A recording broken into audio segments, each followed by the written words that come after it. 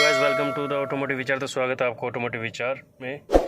तो जैसा कि आप देख सकते हैं आजकल काफ़ी गाड़ियाँ महिंद्रा अपनी क्या है या कोई भी ब्रांड है अपनी टेस्ट करता है गाड़ी लॉन्च करने से पहले लेह लद्दाख वगैरह साइड कि क्या वो करती है, लेकिन आप समझ नहीं पाते कैसे टेस्ट करते हैं। तो चलिए आज हम अपने ब्लॉग में दिखाते हैं। जैसा कि इसमें तेल आपने देखा अभी बिल्कुल नहीं था, पहले मैं टैंक इसकी फुल करा लेते हैं।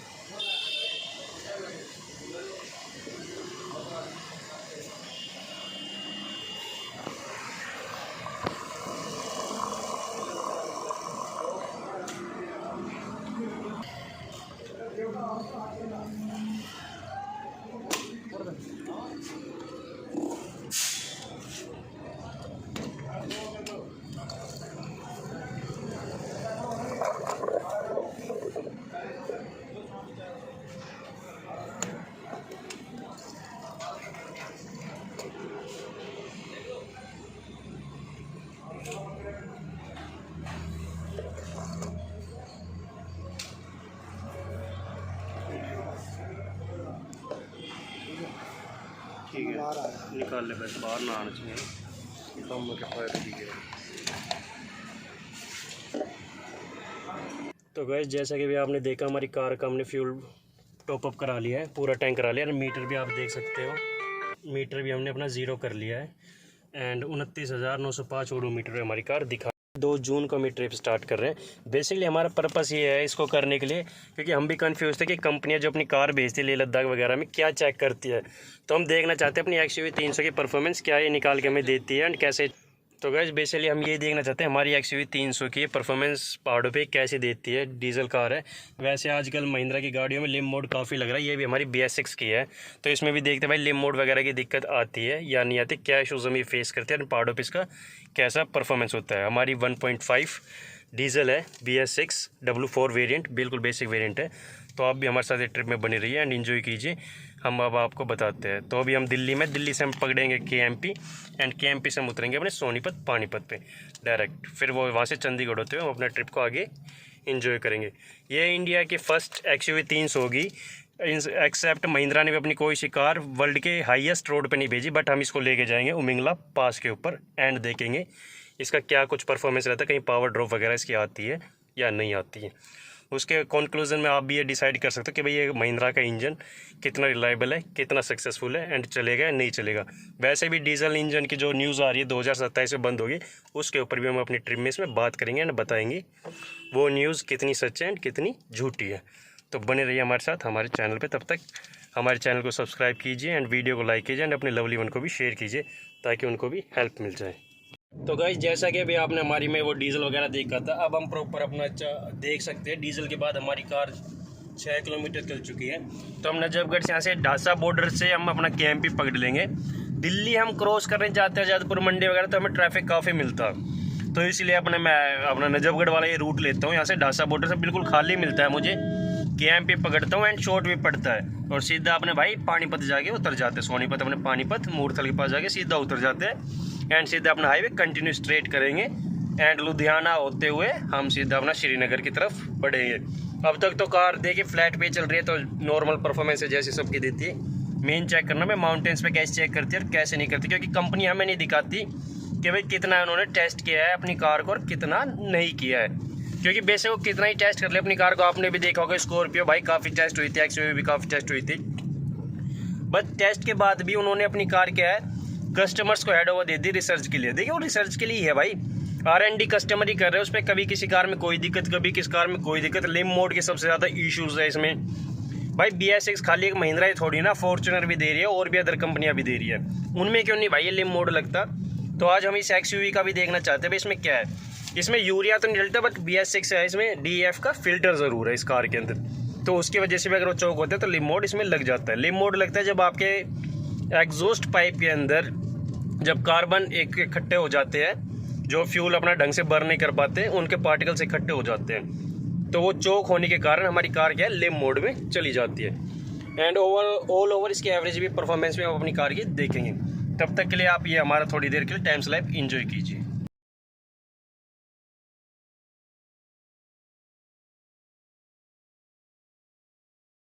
तो भाइयों देखिए, अभी हम ये अपने कैंपी पे आ चुके हैं। तो यहाँ से अब अपना कैंप ये चढ़ रहा है। अब इस पे हमें जाना है अपने भाई जो पानीपत की डायरेक्शन में जो जा रहा है। इस साइड आप चले जाओगे तो ये मानेसर की तरफ चला जाएगा, बट हमें सर्कल टर्न करके अब ना पानीपत की तरफ मूव कार का कर लेंगे। चलने से पहले हमने अपनी कार का प्रॉपर चेकअप करा लिया है। अपनी कार पूरी सर्विस करा ली थी एंड अलाइनमेंट, व्हील बैलेंसिंग वगैरह सब कुछ हमने डन कर लिया था। तो कार हमारी डन है। आप लोग भी भाई कभी भी अपने लॉन्ग ट्रिप पे चलो तो सबसे पहले मेक श्योर कर लेना कि आपकी कार में कोई प्रॉब्लम ना हो। अपना सर्विस चेक कर लेना एंड अलाइनमेंट, टायर अलाइनमेंट वगैरह भी करा लेना। अलाइनमेंट वगैरह इसलिए ज़रूरी है क्योंकि आप लंबे रास्ते पे जा रहे हो, जब तक वापस आओगे तो आपके टायर अच्छे खासे ख़त्म हो जाएंगे मेरे भाइयों। इसलिए अलाइनमेंट काफ़ी ज़रूरी होती है। अलाइनमेंट और व्हील बैलेंसिंग, व्हील बैलेंसिंग इसलिए होती है ताकि आपकी कार बबलिंग ना करे हाई स्पीड्स पे। जब अगर आपकी कार बबलिंग कर रही है 100 से अबव की स्पीड पे, तो भाई आपकी कार की अलाइनमेंट आउट है, उसको सेट करा लेना। एंड अगर आप स्टीयरिंग छोड़ने के बाद आपकी कार लेफ्ट या राइट चलती है तो इसका मतलब आपकी अलाइनमेंट आउट है, तो तब आप अपने अलाइनमेंट करा लेना। इन दोनों कारण में क्या है भाई, आपके टायर सेफ रहते हैं, टायर की लाइफ बढ़ जाती है। तो ये देखिए अब हम अपने कैंपी पे चल रहे हैं एंड ये सीधा जाके हम उतरेंगे अपना सोनीपत में एंड वहाँ से अपना चंडीगढ़ वाला रूट ब्रिंग ऑन कर लेंगे। अभी तक हम चल चुके हैं 20 किलोमीटर। अभी कार मैं ड्राइव नहीं कर रहा हूँ, मेरे बड़े भाई चला रहे हैं। उसके बाद फिर मैं कार को अपनी को ड्राइव करूँगा क्योंकि भाई रात में सफ़र लंबा है। सीधा हम यहाँ से श्रीनगर जाके ही रुकेंगे, रास्ते में कहीं स्टॉपेज नहीं लेंगे। श्रीनगर यहाँ से अराउंड 801 किलोमीटर का हमारा डिस्टेंस है। जिस सफ़र को हम तय करने की कोशिश कर रहे हैं कि हम 13 या 14 घंटे के अंदर इसको तय कर लेते हैं। अदरवाइज़ भाई आगे तो रास्ता ही बताएं, क्योंकि आपको पता है भाई आजकल मानसून कब हाल उसके बेहाल चल रहे हैं, कभी भी कुछ भी हो रहा है, कोई मतलब प्रिडिक्शन नहीं है। कभी बारिश हो रही है, कभी धूप आ रही है, कभी हीट वेव आ रही है दिल्ली में, मतलब कोई समझ में ही नहीं आ रहा है। तो इस वजह से रास्तों का आगे हमें पता नहीं भाई खुले या बंद, बाकी तो वहीं जाके पता चलेगा। शिव शंभू का नाम लेके हमने ट्रिप को शुरू कर दिया था कि बाबा जी अपने भाई सारी समस्याएं ने अपने आप देख लेंगे। बाबा साथ जा रहा है तो क्या दिक्कत है भाई, इसलिए बाबा जी को अपने साथ लेके जा रहे हैं। देखो भाई आप भी महादेव का के हाथ जोड़ सकते हैं। तो चलिए, अब रात का सफ़र है, रोड पे भाई काफ़ी ध्यान देना पड़ेगा। तो बीच बीच में ना आप लोगों के लिए टाइम स्लैप्स डालता रहूँगा और रास्ते कहाँ से आपको टर्न लेने हैं, कहाँ से नहीं लेने हैं, वो भी आपके सामने आते रहेंगे। एक चीज़ मैं इसमें प्रॉब्लम बता दूँ, XUV 300 में और महिंद्रा की और काफ़ी कारों में भी ये इश्यूज़ है। अगर आपकी कार में भी, तो प्लीज़ भाई कमेंट डाउन करके ज़रूर बताना। आप बारिश में चला रहे हो, पानी में से कार निकालते हो, उसके बाद जब आप ब्रेक दबाते हो तो भाई ब्रेकों में से ना आवाज़ आती है चूँ चूँ चूँ करने की। ये महिंद्रा की भाई एक बेसिक प्रॉब्लम है, क्योंकि मैंने सर्विस सेंटर में पता किया था दिल्ली में बारिश हो, उसके बाद मेरे ब्रेक्स में भी आ रही थी। तो महिंद्रा ने कहा था वहाँ से कि भाई ये सारी कारों में बरसात के सीज़न में आएगी ही आएगी। उसके बाद आप अपने ब्रेक पैड्स को क्लीन करा लेना एंड कैलिपर पिन जो आपकी होती है उसमें ग्रीसिंग करा लेना एंड आपकी आवाज़ चली जाएगी। अगर किसी भाई की गाड़ी में ऐसी आवाज़ आ रही हो, ज़रूरी नहीं कि वो महिंद्रा की हो, कोई भी गाड़ी में ब्रेक में से आवाज़ आ रही हो, तो भाई अपने बारिश के बाद अपने भाई डिस्क पैड्स को साफ़ करा लेना। क्योंकि कई बार क्या होता है, मिट्टी के पानी के में ना वो छोटे छोटे कण आ जाते हैं मिट्टी के आपके disc pad and disc plate के बीच में, तो वो आवाज़ करते हैं। तो उसकी क्लीनिंग काफ़ी ज़रूरी होती है। एंड कैलिपर पिन में भी क्या है भाई, पानी वगैरह मॉइस्चर चला जाता है तो उसकी ग्रेसिंग ख़त्म हो जाती है। तो अपने ग्रेस वगैरह कर लेना, इससे आपके ब्रेक्स काफ़ी अच्छे काम करेंगे। तो चलिए, अब तो आपके यहाँ पे मैं आपको ये दिखा के बोर नहीं करूँगा, सीधा अब आपसे मिलते हैं जब ये हाईवे अपना उतरता है। तो भाइयों देख सकते हैं जैसा कि यहाँ पे अब हमारा कैंपिंग ख़त्म हो रहा है, तो यहाँ से अब हम उतर जाएंगे भाई अपना सोनीपत में। उसके बाद अपना चंडीगढ़ वाला हाईवे चालू हो जाएगा, मूरथल होते हुए पानीपत का टोल आएगा, उसको क्रॉस करके अपना सीधा डायरेक्ट फिर अपने चंडीगढ़ पहुँच जाएंगे। ये देखिए अभी इस पर ना रात को ट्रक्स काफ़ी चलते, दिन में भी बेसिकली बनाया इसलिए था ताकि जो दिल्ली में ट्रक्स वगैरह की एंट्री है, जिनको भाई अपना इधर निकलना है चंडीगढ़, तो जाम कम लगे एंड अपना एंट्री नो एंट्री के भी चक्कर में वो ना फंसे एंड डायरेक्ट ही निकल जाए दिल्ली के बार। एंड पोल्यूशन भी दिल्ली में कुछ हद तक इससे कंट्रोल हुआ है, कुछ हद तक हुआ है, प्रॉपर नहीं हुआ है। पोल्यूशन को देखते हुए भी एक कारण था इसको बनाने के लिए कि दिल्ली में ट्रक्स की एंट्री कम होगी तो भाई उससे पोल्यूशन भी कम होगा। दिल्ली में सिर्फ आपके CNG के ही ट्रक अलाउड है, डीजल्स के आप लेके जा ही नहीं सकते हो, एंट्री हो ही नहीं सकती उसकी। तो चलिए बने रहिए, आप देखते भाई चंडीगढ़ कब तक पहुँचते हैं। अभी जो हमारा टाइम है वो हो गया है, देख सकते हैं आप 9:22। ये भी फोकस नहीं करा क्योंकि हमारे बड़े भैया ना थोड़े विंड डीजल बने हुए हैं, आज ये फास्टैग देख के आए हैं। तो चलिए आप मेरे पे ट्रस्ट कर लीजिए, 9:22 हो चुके हैं। सो गाइस अभी हम यहाँ पे आ गए हैं, आप देख सकते हैं 370 किलोमीटर हमारी गाड़ी चल चुकी है टोटल, जहाँ से हमने टैंक फिल कराया था उसके बाद हमने अपना ज़ीरो किया था। अभी तक तो कार की परफॉर्मेंस नो डाउट काफ़ी अच्छी आ रही है एंड 2-4 का टाइम हो गया है। अभी हम लुधियाना से जस्ट आगे निकले, लुधियाना के बाद जो टोल आता है ना जस्ट अभी वो क्रॉस किया है एंड अभी कार थोड़ी देर बस स्टॉप की है वैसे स्ट्रेचिंग ब्रेक के लिए। तो अभी तक तो काफ़ी अच्छा परफॉर्मेंस कर रही है एंड हम कॉन्टीन्यूस स्पीड पे चल रहे हैं अपनी 80 पे, तो डिस्टेंस भी क्या है काफ़ी जल्दी अपना इजीली कवर हो रहा है। तो मैं तो यही कहता हूँ कि भाई जब भी आप चलते हो लॉन्ग उस पे रास्तों पे तो अपनी स्पीड को कॉन्टीन्यूस ही करें, ज़्यादा तेज़ भगाने का कोई फ़ायदा नहीं होता। तो चलिए देखते भाई कितनी देर में पहुँचते हम श्रीनगर, बने रहिए आप हमारे साथ तब तक। तो भाई यहाँ से ना अब हम यहाँ से पुल से उतर चुके हैं लवली ऑटो के, यहाँ से नीचे कपूर हॉस्पिटल भी आता है, देख लीजिए आपको पुल से दिख जाएगा। इसके नीचे से आपको राइट लेना है, ठीक है, जब हो जाएंगे अपना राइट, ये देखिए ये हो गए एंड इसके बाद फिर अपना सीधा चलना है। तो भाई अभी जलंधर में हम जैसे मैंने बताया लवलीज ऑटो आपको दिखे एंड कपूर हॉस्पिटल, वहीं से आपको राइट लेके एंड फिर अपने इसी रोड पे कंटिन्यू करना है 61 किलोमीटर्स तक। आप देख रहे हैं अभी तक रोड काफ़ी शानदार है एंड हाँ भाई रात को अपने देख के चलिए क्योंकि पता नहीं अभी हमारा एक काउंटर हुआ था, काउंटर कैसे हो भाई, वो पंजाब के लोग थे। अब ट्रक की बात है ओवरटेकिंग के, अब हमने इजीली ओवरटेक कर लिया, वो बाइट ओवरटेक कर नहीं पाया एंड उसने अपना सायरन बजा के तुरंत ही और गाड़ियों में चिपका के तो रखते AK-47 को, पता नहीं क्या किस कल्चर को प्रमोट कर रहे हैं किसको ये नहीं कर रहे। मेरे को तो यही समझ नहीं आ रहा है कि फर्स्ट टाइम पंजाब में हमारा इतना गंदा एनकाउंटर हुआ है एंड बगल में लगा कर हमसे तेज़ चलाओगे। भाई पहली बात तो अगर भाई तक ये वीडियो पहुंच रही है, तेज़ की बात है तो भाई देखो आप BIC पे आ जाइए, वहाँ तेज़ करेंगे, रोडों पे तो हम तेज़ करते नहीं हैं, ना हम अपनी ज़िंदगी से नहीं खेलते और ना किसी और की को हार्म करते, जैसे आप रात को कर रहे हो शराब पी के जो आप ये चल रहे हो एंड अपनी बदमाशी दिखा रहे हो। तो भाई जी वो तो भगाने को तो हम भगा ही तो रहे नहीं, अपनी कार 80 की स्पीड पे चल रहे हैं। तो आप टाइम भी देख सकते हैं 2:52, दिल्ली से अगर कंटिन्यू स्पीड पे आप चलोगे 80 लगा के तो आप भाई इसी टाइम ही यहाँ पे पहुँचोगे विदाउट स्टॉपेज। हम यहाँ पे डायरेक्ट आए, हमने कहीं भी स्टॉपेज अभी तक रास्ते पे लिया नहीं है, अपने घर से ही खाना खा के चले थे, डायरेक्ट ही निकल रहे हैं, श्रीनगर ही जाके कुछ देखेंगे जो देखेंगे क्योंकि भाई सफ़र काफ़ी अपना लंबा है इसलिए। तो भाई आप भी रोड पे ना देख के ही चलिए, कई गाड़ियों की ईगो हर्ट हो जाती है अगर वो किस चीज़ को ओवरटेक नहीं कर पाए एंड आपकी राइडिंग स्किल्स इतनी अच्छी है, आपको रास्ता दिख रहा है, आप ओवरटेक कर गए तो भाई काफ़ी लोगों की ईगो हर्ट भी हो जाती है। एंड भाई अगर फैमिली वगैरह के साथ हो तो भाई बहुत ही आराम से चलिए।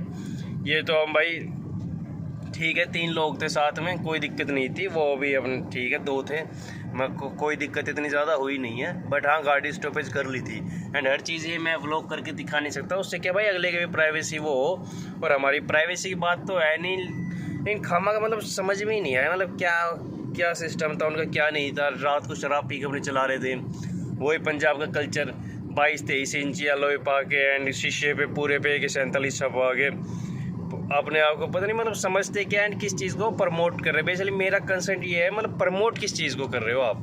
चलिए रोड पे ओवरटेकिंग की बात होती रहती है, बट आप AK-47 मतलब हो क्या आप, अगर आप कोई भाई देगा बुरा मत मानना भाई, इस चीज़ का किसी भाई को बुरा लगे नहीं, बट बेसिकली हो गया मतलब आप अगर AK-47 वगैरह का इतना शौक है भाई जाके आर्मी ज्वाइन कीजिए आप, तब देश के लिए कुछ कीजिए ना। ये AK-47 शीशों पे छपवा के भाई कुछ नहीं हो रहा, और पास रख के तो भाई आपको पता है कौन सा एक्ट लगता है एंड किसी को नहीं पता तो भाई संजय दत्त भाई से भी पूछ लेना कौन सा एक्ट लगता है पता लग जाएगा आप लोगों को। तो चलिए चलते भाई, आप हमारे साथ आगे से जो भी टर्न वगैरह होगा हम आपको बताते रहेंगे। एंड एक चीज़ मैं आपको बतानी भूल गया उस भाई का मेन प्रिसाइज ये डायलॉग था कि भाई दिल्ली नंबर हो के तुम लोग अब हमसे आगे निकलोगे। एक तो पता नहीं इनकी मेंटलिटी कैसी कि भाई स्टेज वाइज चिड़े पड़े हैं, क्या थॉट प्रोसेस लेके बैठे, किस थॉट प्रोसेस से अपना सोचते हैं भाई। मतलब इसमें स्टेट क्या करे, हिंदुस्तान एक है एंड एक ही भाईचारे से बात कीजिए आप। मतलब भाई देखो, मैं किसी के सबका ठेका तो लिया हुआ नहीं है, आप अपने आप को देखिए, उसके बाद देश धीरे धीरे अपने आप सुधर जाएगा। मैं तो आज तक किसी से कहा नहीं है कि अच्छा कोई दिल्ली में भाई घूमने आ रहा हो, भाई फलानी स्टेट का हो के यहाँ वो करेगा, हमें पीछे करेगा, नॉनसेंस वाली बात है भाई। बाई चांस रहो, मैं ये नहीं, मैं सबको सुधार नहीं सकता हूँ ना, हर कोई मेरी बात मानने का। साफ सीधी बात ये है भाई, अपने आप सब भाई अपने आप को सुधार लो, उससे ही सब कुछ सुधर जाएगा।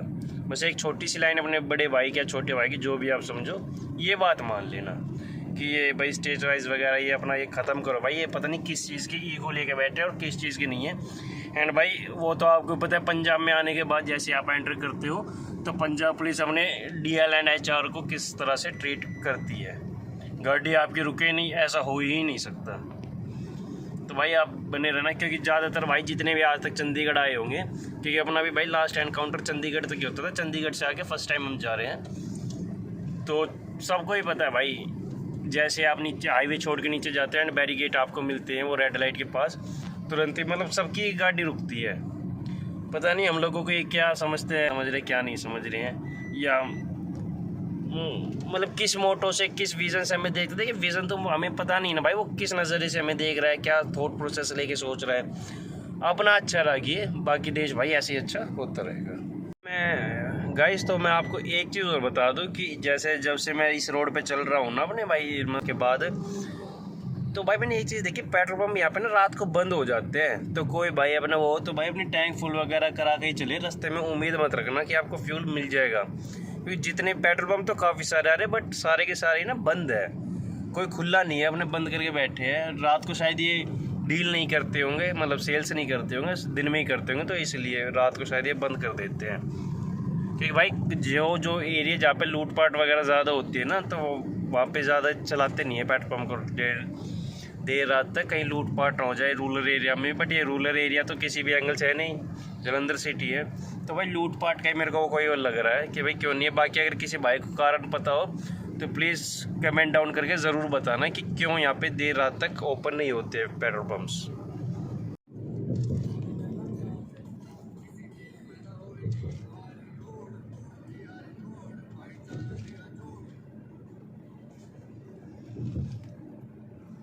तो भाई जैसे कि आप देख सकते हैं, ये माउंटेन रेंज दिखने लग गई है, तो हम चढ़ेंगे। थोड़ी देर मैं सो गया था रास्ते में, मेरा भाई गाड़ी चला रहे थे, तो अब यहाँ से अब हमारी चढ़ाई थोड़ी देर बाद चालू हो जाएगी। अभी यहाँ से हम उधमपुर वाले रास्ते पे, उधमपुर आएगा पहले, सांबा आएगा, फिर उधमपुर आएगा, फिर अपना आगे की तरफ रास्ता अपना चलता रहेगा। तो देखिए क्या अच्छा सुबह सुबह व्यू आ रहा है। टाइम हो रहा है भाई 4:45 एंड अप्रोक्सीमेटली अब यहाँ से हमारा डिस्टेंस बसा होगा भाई 290 किलोमीटर के लिए, श्रीनगर के लिए, जिसको हम कवर कर लेंगे 12 बजे तक, जो हमारा गूगल मैप कह रहा है। गूगल मैप ने स्टार्टिंग में हमें रास्ता दिखाया था 18 घंटे का, बट हम कंटिन्यू स्पीड पे चल के अपने गूगल मैप को काफ़ी अच्छे टाइम से बीट कर दिया है। ये देखिए ये अपनी एंट्री आ गई है भाई। अब यहाँ से हम एंट्री कर जाएंगे अपनी जम्मू कश्मीर में। देखिए भाई अब यहाँ पे हमारे पुलिस वाले भाई ने बुलाए हैं, देखते क्या कहते हैं, रास्ता हमें नहीं पता।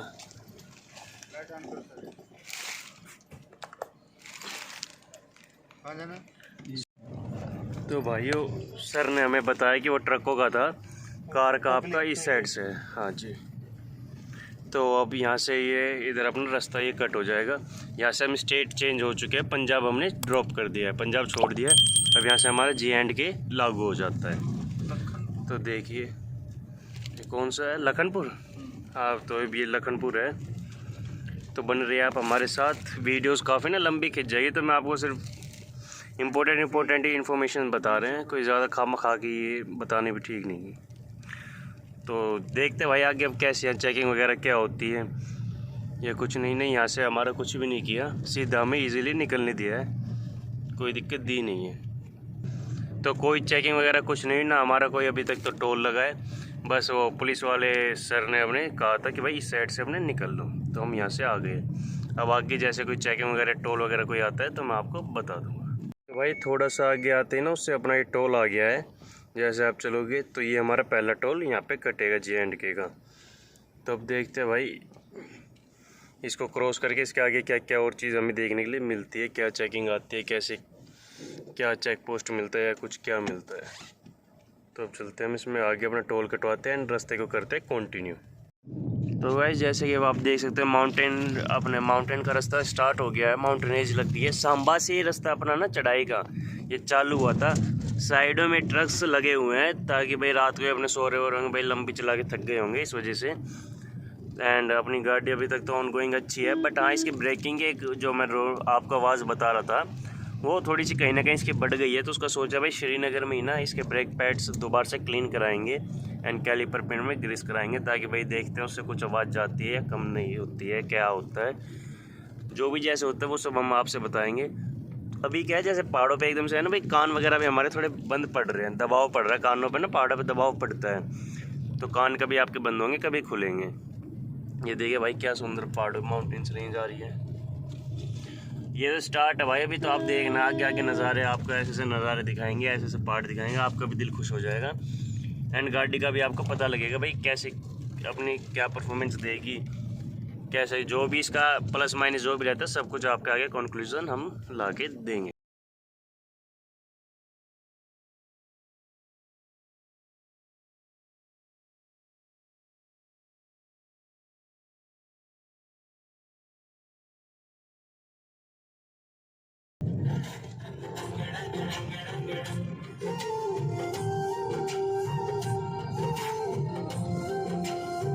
तो भाई नीचे आप दिख रही है आपको नदी, मस्त व्यू है भाई साहब। ये साइड से देखिए, उस साइड में शेड लगा रखे भाई साहब, हमारे शेड्स वगैरह नहीं लगाते हैं तो इसलिए। ये सामने ट्रेन जा रही है, देखिए आप क्या मस्त व्यू आ रहा है। ये शायद एक कटरा वाली ट्रेन है मेरे हिसाब से, मेरे को पता नहीं है, अगर गलत हो तो प्लीज़ आप लोग मुझे कमेंट बॉक्स में करेक्ट कर देना प्लीज़।